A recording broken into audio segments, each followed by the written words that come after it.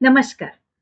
आजची गोष्ट आहे गुरुभक्तीच्या मुखवट्या आड असलेल्या फक्त घेणाऱ्या अशा एका शिष्याची, ज्याचं नाव होतं निष्णात भगत. माणसं मुखवटे घालतात. काही साधे असतात तर काही अतिशय देखणे असतात. नम्रता, सेवा, त्याग आणि मधोमध एक शब्द, गुरुभक्ती. ही गोष्ट अशाच एका गुरुभक्ताची आहे. आपण त्याचं नाव ठेवलेलं आहे निष्णात भगत. तो फक्त भक्त नव्हता, तो निष्णात होता. कारण त्याला गुरूंकडून शिकण्यापेक्षा थोडं जास्तच कळत होतं. गुरूंचं नाव वापरून स्वतःचं स्थान कसं निर्माण करायचं, या बाबतीत तो निष्णात होता. गुरूंची जाहिरात करता करता तो स्वतःची ओळख निर्माण करत होता. प्रत्येक वेळी तो म्हणायचा, आमचे गुरुजी म्हणतात, आमच्या गुरूंनी मला सांगितलं, मी माझ्या गुरूंना जवळून पाहिलेलं आहे.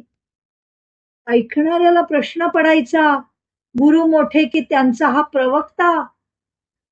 निष्णात मात्र नम्र, मी तर गुरूंच्या चरणाची धूळ आहे, असं म्हणत राहायचा. पण ती धूळ हळूहळू सगळीकडे पसरत होती. गुरु थोडं बोलायचे, निष्णात त्याच्यावर मोठं तत्वज्ञान उभं करायचा. लवकरच लोक म्हणायला लागले, गुरूंना समजायचं असेल तर निष्णातला विचारा. थोडक्यात हा भाषांतरकार, प्रवक्ता हळूहळू मूळ स्रोत बनत गेला. गुरु नाहीये, मी आहे. गुरुजी आत असले तरीही बाहेर आलेल्या शिष्याला हे उत्तर मिळायचं अनेकदा. गुरु ध्यानात आहे, गुरु प्रवासात आहेत, अशी उत्तरं शिष्याना मिळायला लागली. मग शिष्य म्हणायचे, गुरुजींशी बोलायचं होतं. त्यावर निष्णातचं उत्तर यायचं, मला सांगा ना. आणि निष्णातकडून त्यांना त्यांच्या शंकेचं काहीतरी समाधान करून दिलं जायचं. सुरुवात सेवा म्हणून झाली, गुरूंची सेवा म्हणून.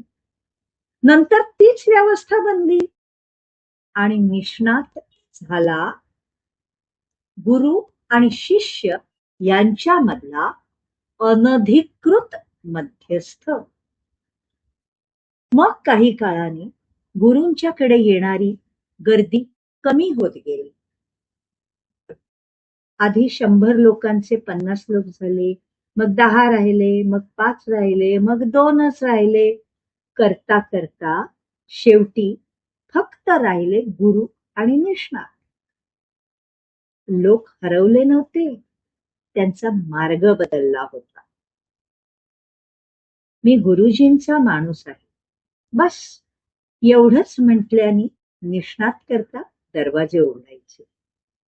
त्याला आदर मिळायचा, त्याची प्रतिष्ठा वाढायची.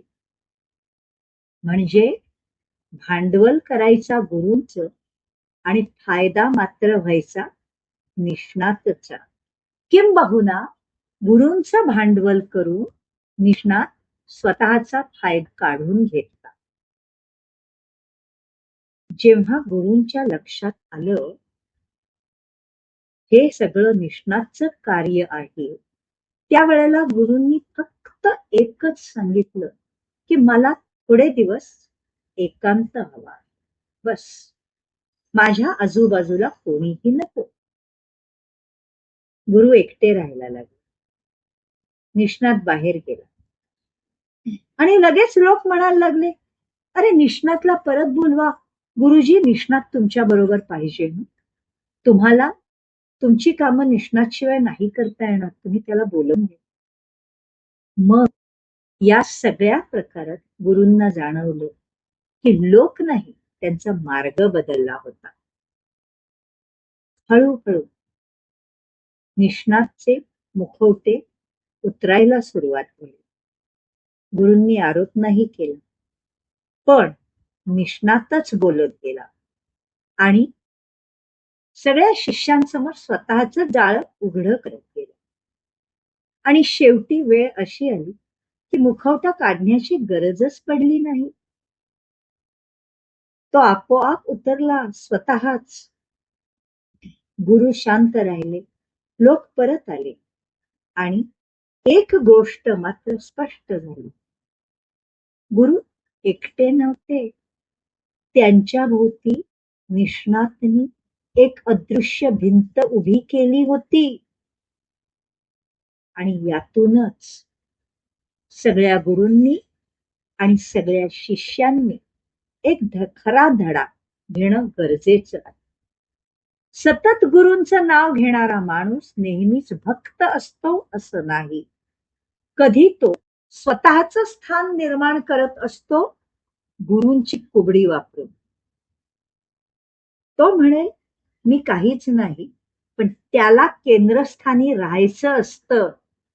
म्हणून प्रश्न महत्वाचा आहे की त्यांनी गुरूंसाठी काय सोडलं आणि काय मिळवायचा प्रयत्न केला.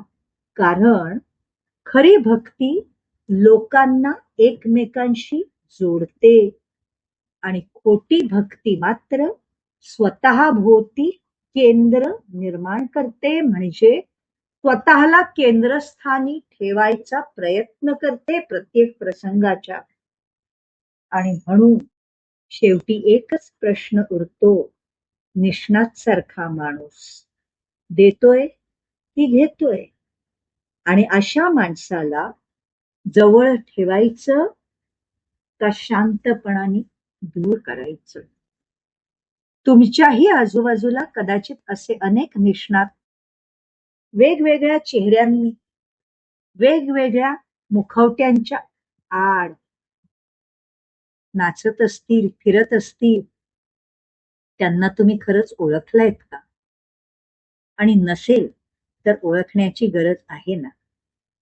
जर तुम्हाला ही गोष्ट आवडली असेल तर तुमच्या प्रियजनांकडे नक्की पाठवा. आणि हो, त्याचबरोबर चॅनल सबस्क्राईब करून ही व्हिडिओ लाईक करायला मात्र विसरू नका बरं. आणि हा बेल आयकॉन पण दाबा, कारण अशा अनेक वेगळ्या वेगळ्या मुखवट्या आडच्या चेहऱ्यांच्या गोष्टी तुमच्या भेटीला येतच राहणार आहे. इतका प्रचंड अनुभव आहे, इतके प्रचंड मुखवटे फाडलेले आहेत. ते सगळे फाडलेले मुखवटे मी किंवा इतरांनी ते सगळे एक एक करून तुमच्या समोर मी आणते आहे. तेव्हा पाहत राहा आणि लोकांचे मुखवटे उतरवायला तुम्ही पण मला मदत करत राहा.